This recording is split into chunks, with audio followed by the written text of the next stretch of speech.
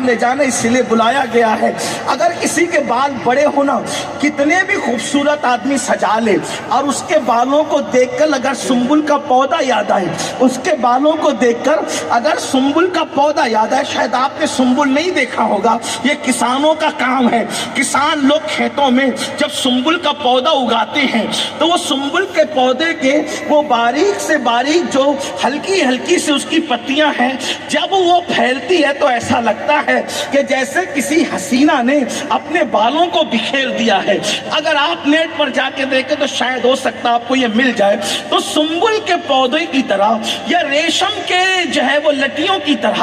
اگر کسی کا خوبصورت بال نظر آتا ہے، اس کے بال نظر آتے ہیں، لیکن اگر اس کو سلا دو اور نیند سے اٹھے تو وہ بڑے بال والا کیسے لگتا ہے؟ ایسے جیسے کسی چڑیا کے گھونسلے پر کسی باز نے حملہ کر کے اس کو اجاڑ دیا ہو، ایسے لگتے ہیں بڑے بڑے بال۔ کیفیت یہ ہوتی ہے، مگر خدا کی عزت کی قسم حسینان جہان کو چیلنج ہے، ساری دنیا کے خوبصورتوں کو چیلنج ہے، کبھی بستر پہ سو کے دکھاؤ، پھر آپ کے بال کا تماشا لوگ دیکھیں گے۔ لیکن یہ میرا اور تمہارا نبی ہے، یہ آمنہ کا لال ہے جس کا ہم کلمہ پڑھتے ہیں، ان کے بارے میں آتا ہے جب وہ سو کر کے اٹھتے تھے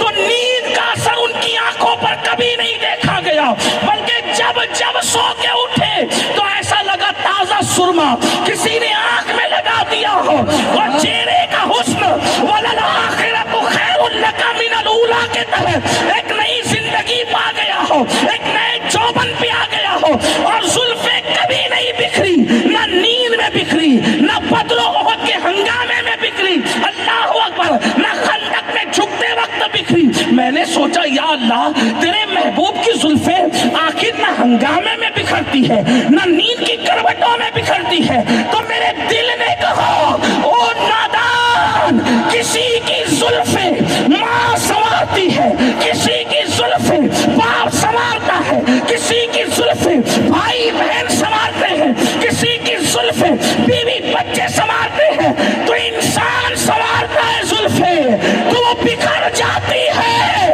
لیکن آمنہ کے لال کی زلفیں کون سنوارتا ہے تجھے پتا ہے؟ تو بریلی سے آواز آئی، شان ہے پنجہ قدرت تیرے بالوں کے لیے، شان ہے پنجہ قدرت تیرے بالوں کے لیے، کیسے ہاتھوں نے سنوارے ہیں تمہارے کیسے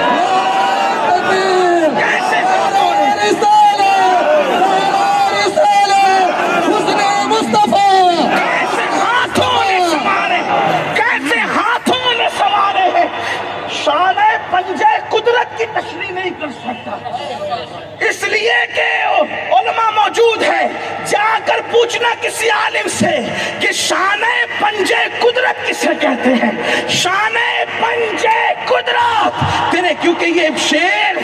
ایک عالم کا بھی ہے اور ایک عارف کا بھی ہے، اور اس شعر کی تشریح کے لیے عالم اور عارف ہونا ضروری ہے، اور یہاں دونوں چیزیں ناپید ہیں، میں دونوں نہیں ہوں، لیکن میرے امام کہتے ہیں شان ہے پنجہ قدرت۔ اگر یہ بات قدرت کے لیے نہ ہوتی تو میں بتاتا، پنجہ کہتے ہیں اس کو،